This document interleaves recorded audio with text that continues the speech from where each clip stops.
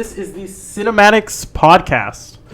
This is me. I'm Casey. Yeah, I'm Connor. And we're going to be talking about Dune 2. So happy to be talking about a movie that I'm actually super passionate about. Like, I actually really enjoyed this movie so much. Oh, yeah. Yeah. So, did we say we were going to do the ratings at the beginning? Yeah. So, we're going to do ratings now, and then we're going to do ratings at the end. And see how that flows. I am a Denis Villeneuve dick rider, and it is going to be really hard for me not to say this movie was a 10 for me. But I will say it's a 9.5. Okay, so you want to hear what I'm going to give it? What? I'm going to give it a 10. You're going to give it a 10? Okay, I'll give it a 10. I genuinely think this movie's a 10, 100%. I just enjoy the hell out of it. This is a masterpiece of a movie. I mean, it's almost 3 hours long, and I've seen it already. I've seen it in the theaters once, and since it's come to HBO Max, not HBO Max. They get really offended about that. You know, you open the HBO Max app that everybody had, and they're like, no, it's just Max now. I love the fact that they also changed the app. They didn't just leave it and change the name. They had to completely update and change the app completely. I'd like to know the licensing or whatever reason they happened to change that. Yeah, honestly, it's kind of weird to me. But anyway, yeah, I've seen the movie 3 times already, which is kind of wild considering it's a 2.5-hour movie. But I also did the same thing with the newest Batman movie. Was it Matt Reeves that made that one? No, it's Peter. No, the guy from Twilight. No, well, no, the director. I think it was Matt Reeves. No. It's Matt Reeves. It is. Yeah. Brock got it. Yeah. Brock got it. Thank you, Brock. Yeah. Could you pull it up? Pull that up. Real quick. No. Okay. Yeah. Sweet. So Dune 2. Yeah. This is. I guess this one was going to end up being posted first. So this is the first movie we're going to be talking about in our desert movie special. Yes. Yeah, this is our desert movies. We're going to talk about 3 desert movies. Yeah. It's going to be Dune. We already actually did the second podcast, which is going to be Mad Max Fury Road, and then we're going to talk about the first Star Wars. Yeah. Because that's obviously a very sandy movie. Yeah. So we're talking about Dune now. 10 out of 10 movie. Thoughts? Yeah. Everything about this movie I seem to excessively enjoy. Directing-wise, in particular. I think the thing that stands out to me about the movie the most, and a lot of other people, is the visual aspect of it. Mm-hmm. And in particular about that, what stuck out to me and what I enjoyed the most about the visual aspect was the scope of everything. I pointed this out when we were watching it. Every room that the building or that the movie is recorded in, when it's not just in like the sand dunes of Arrakis, they're massive rooms that you can barely even ever see the end of, which I think is so fantastic for making the movie, larger than life, which I think was the idea of it. It's such a, epic movie is like a great way to describe it. So, yeah, the visual aspect of making everything huge in that movie was so fantastically done, and it could not have been done before. We saw older Dune movie, the 80s version was there was a lot of reasons why that movie was terrible. Terrible. It's been called terrible, and even the director kind of denounces the film because a lot of changes were made to it from his original vision. But, they kept that movie at 2 hours. And the liberty that they took with making this Dune a 2-parter and making them each like 2.5 hours long, getting able to tell what's essentially like an 800-plus page book. Instead of just making it a 2-hour film, they made it, like a 5-hour epic. Really smart idea there. It's even more insane too, right? It's a 5-hour thing of movie. It is still so fast paced. Like there's still constantly things. It's not like the first one is slow. Yeah, I'm 100%. The first one's very slow. Yeah. The second one though is, even with it being 3 hours long and like already the second part of the movie, it is still such a fast paced movie and so much happens with it, which I just think I don't know how they thought that the original could fit into 2 hours. Like, there's no way. Yeah, I mean, the David Lynch one, it's actually insane. I mean, Paul gets to Arrakis in the next scene. He's, like, making love to Chani. It's, like, it's immediate. And he's already become, like, their, like, messiah figure immediately.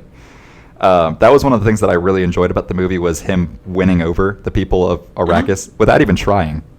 It actually trying not to. He was actively against it, but they just kind of like, they're so for the religion. And so they were like, I have so much faith in you that I'm going to. The Bene Gesserit, thing that they do with these movies, the mystery of them pulling all the strings behind the scenes was so well orchestrated. Having, Lady Jessica kind of pull the strings for, her own reasons, making Paul this like larger than life figure to these people, was just so well done and believable, actually. Mm-hmm. Even though you don't see them do it, you know that this like prophecy was all kind of instilled in the Arrakis people by, the Bene Gesserit. And like, Javier Bardem's character, he was Stilgar, just constantly, Lisan al-Gaib, and I thought it was funny that some people actually thought that was like a comedic character. Yeah, like a comedic relief thing. It's like, it's sort of funny watching him constantly praise Paul, but I didn't think that it was a comedic thing at all. Mm-mm. I didn't think there was hardly any comedy in the movie at all. Barely any jokes, if any jokes in that film. It was a very serious film. Yeah. I think that's low-key the Marvel effect. Like, people were like looking for like, okay, this is a massive epic action film, just like all of the Marvel movies of old. Where's the jokes? Mm-hmm. Well, yeah, and if you look at like every single, like pretty much any movie you look at, I think without like a doubt, you will find a character that is the comedic relief. Yeah. It is very rare you don't have a comedic relief. So the fact that this movie, at least in my opinion, does not have a comedic relief, I would say that he's probably, if you were to like, he has to have a comedic relief. Mm-hmm. He'd probably be the comedic relief. Yeah. But I think that's honestly prescribing him. Like, I don't think he was supposed to be. Yeah, if you were to look for a comedic relief, perhaps it would be Stilgar. But his religious extremism is... it's just supposed to be like, he's very extreme in religion. And yeah. Like, he genuinely believes all of this. And he's trying to make other people believe it, too. He's kind of like a preacher. Yeah. So, I'm trying to think of standout scenes. The first hour of the movie is him building his relationship with Chani, mm-hmm. I'd say. And it's like, that could feel kind of slow. And it is definitely, the first hour is definitely the slowest portion of the film.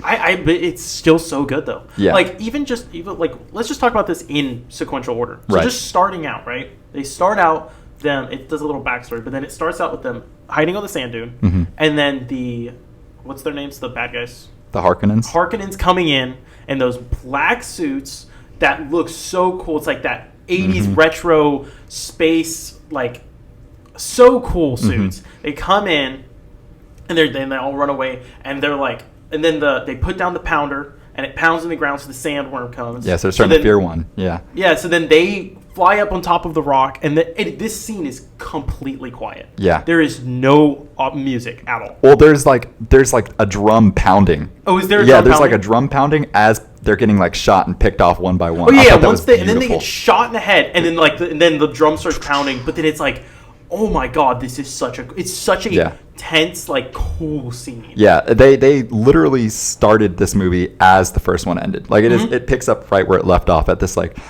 the eclipse of 2 moons on Arrakis, and mm-hmm. like the whole desert is just red and sandy. Kind of looks exactly like Mad Max Fury Road, which is funny. And they were shot in the same place. Were they shot in the same place? Yeah.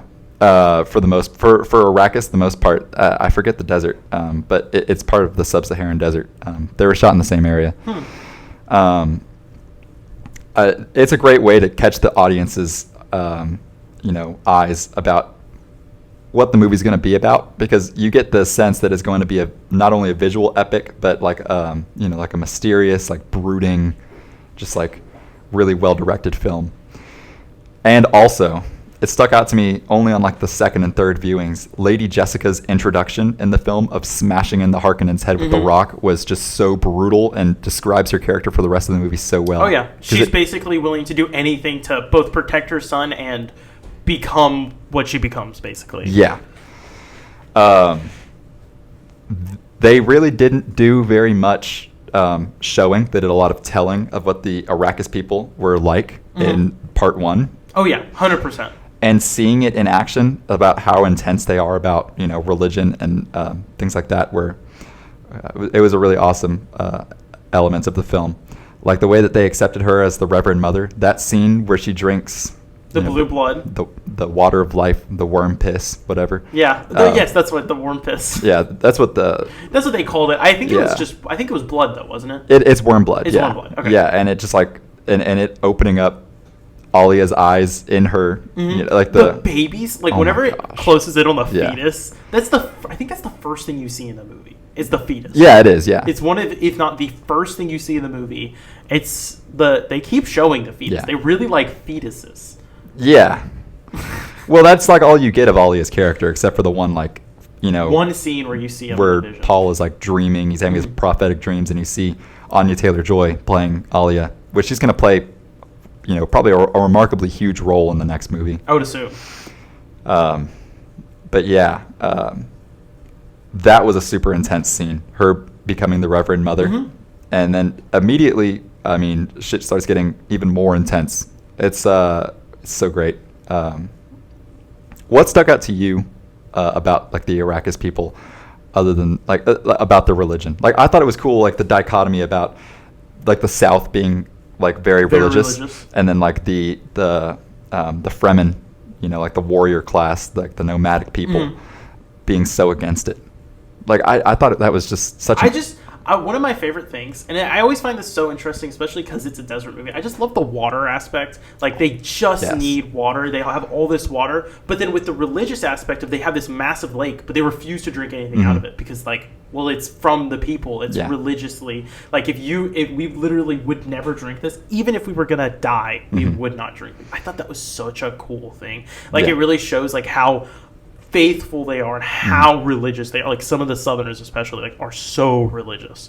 I want to know where Siege Top was filmed. That's like the area with the massive lake of their dead people's water, because that is like the biggest building ever. It's like insane. That was CGI. It's got to be. I would assume. Like there's no way that wasn't, because that was so long. Unless they made a specific set just for that, made a really long pool. Like I don't know, that seems pretty. There's like no way. I would assume that was probably CGI. And then the CGI is so unnoticeable in the film. It makes you question like what is real right now. Like it's insane. So the things are like they have some very obvious CGI things, only in the sense that there's like no way that this can be real. I mean, maybe there's a model of an ornithopter out there, and maybe some of them were made with miniatures, but I kind of doubt it.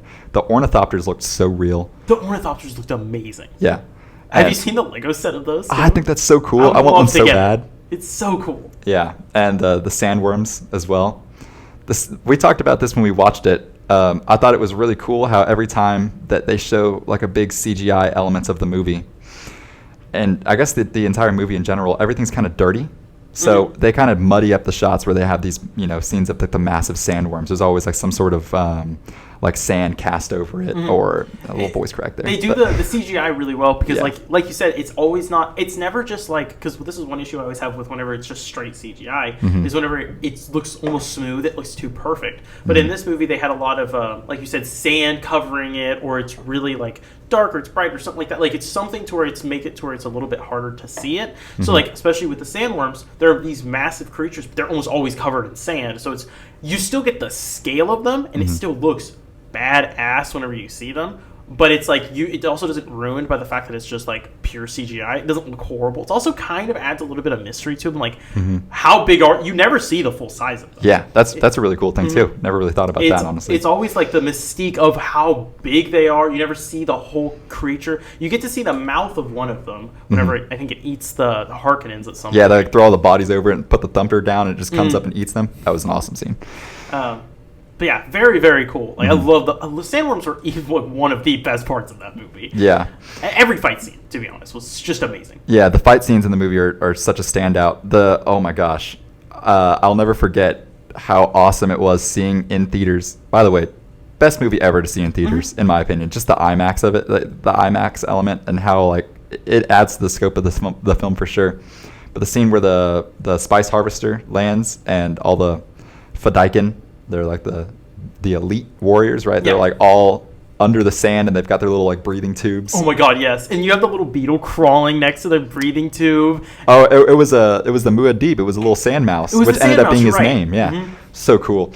And then the way that they just like jump out of the sand and kill all the Harkonnens super fast. That's an awesome action scene. And then the rocket scene where it's like they're hiding behind the legs, and then he runs to the other side, and then she shoots it, and it gets stuck in the shield, and then it's slowly going through, and he's basically just watching death because it's going to. It's like a car crash in slow motion. It's so cool. Yeah, and then it just like pops through and blows it up. all the scenes that involve like those shields, so cool. The shields were done really well in that movie. And it also, so one thing that I didn't know while we were watching the first time, but we looked it up afterwards because we were like, why don't they use the shields? Oh, yeah. It's because, okay, so apparently basically the whole thing is that if they use the shields on the planet, the worms are attracted to them. And so if the worms are attracted to them, then they come for them, and then they will do absolutely anything to kill that person with the shield. Like, stop at nothing. So it's really cool they added that because overuse of those shields could have been really bad. Yeah. It's like, that's one of the reasons why nobody can survive on Arrakis, because with the exception of like the Fedaykin people, it seems like everybody else in this universe that we've seen so far really relies on these shields for combat. And I think what it is the shields create some sort of vibration. You can see it whenever they're in combat. You know, they kind of like vibrate and shake. And I think that's what attracts the worms is the vibration and like the miniature sounds. Sense, especially with the thumpers or just even walking, you make vibrations in the sand and stuff like that. You even have to like walk a certain way to not attract them. Yeah. And we also looked up, I mean, this was a Reddit thing that I found. I'm not sure how true this is because I've read maybe like the first 200 pages of the Dune novel. And so I haven't really gotten to where it would explain this because they've like barely gotten to Arrakis. But I think what somebody said was on Reddit that shooting a laser gun at a shield will create like a subnuclear explosion, like a massive explosion. Or wasn't it like a 50% chance, right? Yeah. It was like a half. There was like possibly it's just going to deflect and hit you right back. Yeah. Or you're going to hit them and it's going to cause a nuclear explosion. Yeah. So pretty much no matter what, if they have a shield on and you shoot them, that's bad. Just too much of a gamble. That's why they use swords and stuff like that. Which again, very cool reason to use swords because I feel like a lot of sci-fi, even though they have these guns, I feel like a lot of times they don't use guns. They just bare fist or sword or something like that. Yeah. So it's cool to see a reason, like an actual valid, like that makes sense of why they don't use guns and stuff like that. Yeah, it's like every sci-fi film, they just insist on using swords because it looks awesome. Or same thing with books too. Sci-fi books, a lot of times it's like, why are you close quarters? You have a literal like laser rifle. This doesn't make any sense. They may have explained that in the first film, but I do not remember that. I don't think they did. Yeah. I'm almost positive. They didn't explain... To be honest with you, the amount of exposition in the first one... Like, I wouldn't say the first one was probably a 10 out of 10 movie. I think that one was probably more of like... I would even say like an 8. Yeah, or like a 7, I think it was 8, yeah. really slow. Like, don't get me wrong, it was a good-ass movie, but it was so slow and very exposition heavy. Yeah, but I think that this being like a 2-part film, I think that this is like a perfect 2-parter. Oh, 100%. You know, like it goes up there with like Avengers Endgame and Infinity War. Like, I agree. Comparing it to those, it's a pretty perfect 2-parter. I think it absolutely needed to be a 2-parter too. It definitely I think they needed to get rid or out of the way all of the stuff they needed to explain. Because I also think the Dune world, I've never read the books, but it seems like at least the Dune world is very, very confusing universe. So they needed to have a movie that was a little bit slower and explained a little bit more so that they could have a second movie that was a little bit faster and they could just keep doing things. They didn't need to do exposition dumps, stuff like that. Like they didn't really, not that I can think of at least, they didn't really have any exposition dumps. Not too much, no. I mean, like don't get me wrong, they did exposition, but it was never felt like it was just 10 minutes of just exposition. Like it was never too much. It's like the Fremen people would just be in their daily talk, and you would gather really well from the screenplay what they were talking about and how that related to Paul and Jessica. But like the elements of this being a 2-part film and like getting all of the things that it builds up the emotional intensity of all the scenes that happen in part 2 because part 2 is definitely like the meat of the story. Oh, 100%. And then part 1 is all set up. But I also want to touch on, I think it was unintentional for sure, but having the first part be released during COVID was to the benefit of... 100%. Because it was definitely to the benefit of part 2. Because, part 1 comes straight to Max, and it's a success, but it's not like a massive, monetary gain for the studio that, released the movie. And so Dune Part 2 is a little bit in muddy waters as to if they were going to make it or not. We were really lucky to get Dune 2. But people were going to watch it because everybody watched Dune Part 1 if they wanted to see a movie during COVID because there were no movies out. Thing out. Yeah. So then they're kind of on the edge of their seat of like, how is this revenge plot going to play out in Dune Part 2? I think they probably gained a lot of viewers because they were lucky enough to get it during COVID. Yeah. And they didn't have it come out in the movies either. It was since it was an HBO thing only. I actually think that even increased it even more. Yeah. Like, I think if it would have come out in movies, I think people would have been like, well, I want to go see it at the movies, and then they just never did, or the movies would have been closed or something like that. Like, 100% the fact that it only came out in HBO, came out during COVID, it definitely boosted Dune too, I think, a lot. For sure. But I want to talk about the second part, like second half of the movie, because that's where the movie really starts getting going. Yeah. Like with the fight scenes and all of the, like you said, like with the Harvester, them, basically them just going to war against the Harkonnens. Yeah. Is there any big fight scenes that stand out other than the final fight scene? Well, obviously the final fight scene is insane, but of course. There's a few scenes that stand out that build up the Harkonnens. Mm-hmm. It's kind of been said before that the Harkonnens are not like the strongest thing in this universe, and far from it. The scene where Raban, who's the Dave Bautista, like war leader of the Harkonnens, when he lands on the planet and is going to he's been told by the Baron, like, okay, we need to get this damn spice production under control because this Muad'Dib guy is like getting ridiculous. Yeah, he's taking out all too much stuff. Yeah, so then they get there, and as soon as they land, like the scene, like you're thinking it's gonna be like a massive battle scene. Everything's super quiet. Everybody's just like getting picked off one by one, and the first person you see come through wearing like a cloak is Paul. He's like walking straight towards the Raban, and he just runs back to the ship. He books it. He's like, I cannot kill this guy. Such an awesome scene. So cool. Yeah. That entire scene is done so well with the fact that they blow everything up, but then that's actually even worse for them because now there's all of this smoke and everything like that. So then they're just killing people one by one, and then he knows he's fucked. He's just like, I can't do anything. I just gotta go. They exemplify the whole desert power thing that they talk about so much in the first movie and the book so well. By they have they're not the Harkonnens, the Fremen use every element of them being on a sandy planet to their benefit. Like the sand that will kind of stir up from ships landing will give them the advantage to take people out in secret, and they do that a lot in the movie. They do. They use the sand, and that's again like you said, that's really cool. Is that they're natives of the planet, so they know so well how to just beat everyone. Like they've been there for so long, they know all the techniques to beat everybody. They use the sand to their advantage no matter what. Like it's the techniques that they use, and like them coming up out of the sand and using the sand smoke and stuff like that. Like it's just such a cool movie. I mean, it's such a cool techniques that they have and stuff like that. It's impossible to do a podcast without talking about the Fade Rotha introduction scene as well. Oh yes, the black and white. Oh my god, it's such a cool scene. I know. That was like the scene that everybody was running and talking about. I mean, like Austin Butler disappeared. It was just all just like a psychotic murderer, bleach white, heir to the throne guy. I mean, he was so cool. I'm really a big fan of what Austin Butler's been doing in his movies. Austin Butler's great. I think this is the only movie I've seen him in so far. You didn't see Elvis? No, never saw Elvis. But in saying that, they start this off so cool with him giving a sword. The person that the weapons master comes in and he's terrified out of his mind. He's giving him the sword and he's terrified. Yeah. Then immediately he's like, he licks the blade, like you can clearly he's insane. And then he just kills two of the people and go, it's just not sharp enough. The two random women in there. Yeah, just two random women just dead. It really shows you how psychotic this character is. Yeah, he's got so little screen time in the movie. It's under 15 minutes, but everybody's so terrified of him every time he's on the screen. He's so impactful. Every single time he shows up, he's an impactful character. Yeah, definitely. He does such a fantastic job. And then he goes out there and, he fights the two people that are drugged, but then he has to fight someone that's not drugged, and he's still he nearly dies actually, but he does come back. Yeah. I like to think of it as he was toying with the guy. I mean, I can see it. It almost looks like to be the only reason he won is those what the picadors. The which ones? They're called the picadors. The picadors. They're named after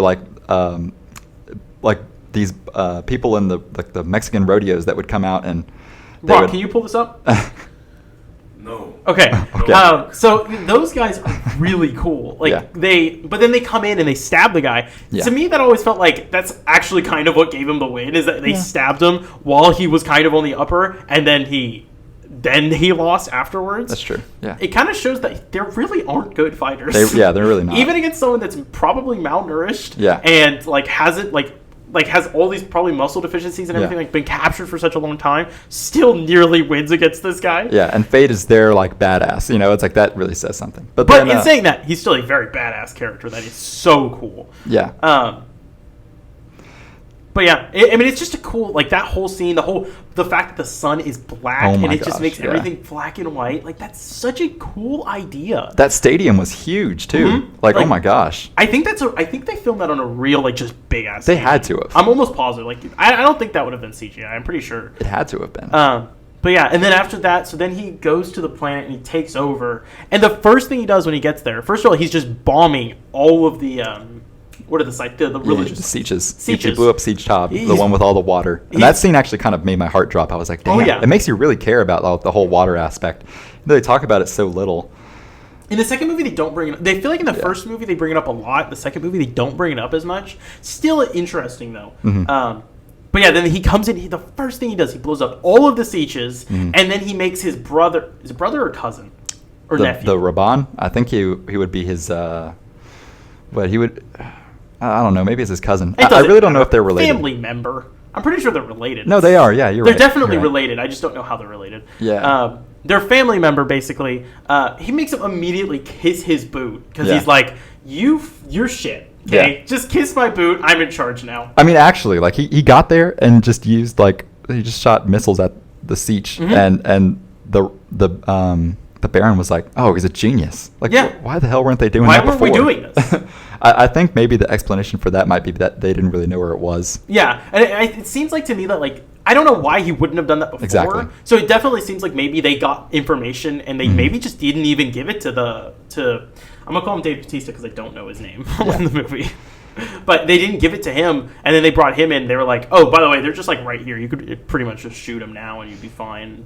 Yeah. But then they go down to the south, and they're all riding. Oh, the whenever Paul gets his sandworm, that's so cool. Oh yeah. Riding through the sand dune and everything like that, like, oh, That scene was so real, like insanely real. Like, you know, in maybe a typical action film, he would just like jump onto it from like a far shot, but you're following him directly, falling like hundreds of feet on top of this like massive sandworm that's totally destroyed this dune. It was also awesome that he was, you know, he's standing on top, like right on the thumper, and it kind of goes to the right of it or to the left of it from the sandworm's perspective. So he has to run and jump on top of it. yeah. Gosh, because for a while you think it's coming straight towards him. I thought that was cool. It was cool. No, it was Yeah. 100%. It was a cool scene. And then, like, just him going through the thing, and then he's about to fall off, and then he's got to run back Yeah. onto it, and, like, he grapples onto it. I don't fully understand how riding a sandworm would actually work. Right, because wouldn't they just like dive back under? And Yeah, and I would assume Oh, that no. that's what the whole, like, grabbing the thing and then pulling it back up. Yeah. The only thing I can think of is that those things sense sand, so if it feels like sand's getting into it, it goes back up so sand isn't getting into it. That would be the only thing I can Maybe. get because it doesn't actually really make sense if you think about it. Yeah. But we're not here to think. We're here to talk. That's true. We don't do a lot of thinking around here. No. Paul's transformation that happens, you know, shortly after he rides the sandworm. Like, I haven't seen a lot of Chalamet movies. I haven't seen him in a lot of movies, but Timothée Chalamet totally transformed, and I totally believed it. Like, it was like he became so like just became such an emperor so quick. Oh yeah, like he felt so almost like he didn't want to do it. He definitely got shoved into it, like he had to do it because of destiny and all this Yeah. stuff. But it like especially from when he drank the blue milk. I'm gonna call it blue milk. I know Right. it's not, but I'm calling it that. The blue milk, and go into when he like goes into the South. place with all of the South and all the people and stuff like Yeah. that. Like that transformation. Oh my god. Yeah, it was he really amazing. does do a good job of just like such a force to be reckoned with. And the movie went from very warm tones to very cool tones. Yeah. Right as soon as he drank it, everything kind of became grayscaled, which I thought was really awesome. Shows like his shift in mindset. The scene where he's walking through the South as there's all these like explosions from sandworms going off, and like you get this upward shot of him like surfing through all of the people of the South, and he looks like just like a pebble surfing through other sand pebbles. Yeah. Making his way up into the, you know, I don't know what that building, what they called it, but when he gives that massive speech, starts Mm-hmm. telling people all of their pasts and futures, and they're like, okay, yeah, we literally have no choice but to follow this guy. Because I guess when he drinks the worm piss, he gets further foresight and sees that if he doesn't take over and lead the people to, like, it becomes even worse. It becomes even worse. Which would make sense. Yeah. They need a good leader. Yeah, and then immediately after that, it's sends a message to the emperor of the entire damn universe, which is kind of crazy that there is one, and it's Imagine being that guy. it's what's his name, the actor. Chris? No, not Christopher. I know who he is.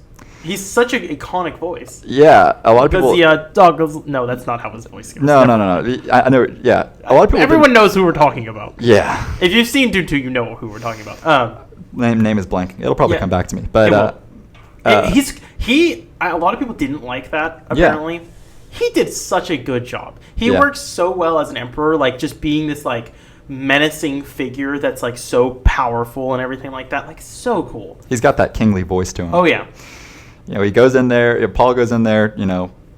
Immediately kills who he now knows as his uncle, the Baron. Kills him, or no, grandfather kills him. They just start killing everybody. Mm-hmm. And then that's the interesting thing is that the movie kind of ends on not like a little bit of a cliffhanger, but you get the sense that his story is already done. But it's kind of far from it, from what I know about what happens in the books. The books he explained to me a little bit of what happens in the books. Oh my god. Yeah, no, it gets pretty insane. I mean, like the great houses are coming now and all of that. The final battle with Fade was amazing too. Cutting the music. Mm-hmm. They cut the music completely. It's just them fighting, and it's almost a loss. I know, at least whenever I was watching the first time, I honestly I was like, are they actually? I could have seen them killing him. 100%. I did too. I was like, this seems like a little bit too power trippy. Mm-hmm. Like it could happen. Like he's getting too strong. I could see them bringing him down, and either him almost dying and then him having almost to restart, or him dying and just a new person coming in. And really, you don't see a lot of Paul fighting somebody that would be on his level of strength. Mm-hmm. Most of the time, he's just basically destroying. Yeah, just destroying Harkonnens. Yeah, I mean, the Fade death happens, and there's like that whole shock with Chani. The first time I watched this movie, he takes Princess Irulan as his, his wife to rule like the whole universe, which was it was forecasted at the beginning of the movie. It was foreshadowed big time. But and apparently, and in my theater even, a lot of people were gasping when he, chose Princess Irulan anyway. Mm-hmm. Because like the love scenes were very real with Chani. When I first watched the movie, I mentioned this to you when we watched it, I didn't really buy Zendaya's character all that much, but I did the second and third time. See, I don't think I still find Zendaya's character kind of annoying because Yeah. she it's not that I don't understand her reasonings. Like for I sure. understand her reasoning. She's from the north. She doesn't believe in all that religious stuff like that. Yeah. But man, is it annoying that you literally haven't supported him at all? Mm-hmm. And he's clearly he's clearly doing this for just a strategic alliance. He's told you this, and you're just not listening. You just don't care. Other people had problems with that because it's not really like that in the book. But I also respect the director's vision to make it more about the Messiah story and changing Chani's character to fit his vision of what he wants to tell of this like corrupt leader makes more sense. Yeah. I mean, it makes sense. If she was just like, I'm never going to leave your side even when you choose Princess Irulan, it would take away a lot of the emotional depth with Chani's character. That's true, and it probably will add more, and it will add more tension, obviously, to where she's going to feel betrayed and all of this stuff like that. But I don't know. She kind of got on my nerves a couple times where she was just like constantly complaining about literally anything he did. Yeah, it's like you see Paul's character and you know that he cannot change his outcome. It's like he will even tell her like, "Hey, I don't want to do this," and it's like she's like, "I don't buy it." She's like, "I don't care." She's like, voice of the outside world. Yeah, you just want to take over and control us all. Pretty much. Yeah, I'm really excited to see how that dynamic plays out in the next movie, because we've seen the damage be done. We don't really know what the stakes are going to be in the next movie with how their relationship's going to be. All right, so I think that's pretty much it. Yeah. If we want to give our scores really quick, and then we'll end it. Still a 10. Yeah, I mean, it's still a 10. I just wanted to, Yeah. just re-go over it. That was a masterpiece movie. Maybe an and 11. Every single person should watch it. 100%. It should be watched, yeah. Like, But you even have to if you don't watch the watch first the one, first. too. You have to watch the first one. 'Cause I don't think you do. Well, there's scenes that, like, that don't make as much sense without watching the first one. Fair. I still think it's probably worth it to just even, if you don't want to sit through a 3 hour, the first one, I think That's it's fair. worth it. But yeah. Okay, that's pretty much it. Yeah. You be good. Bye-bye. Until next time.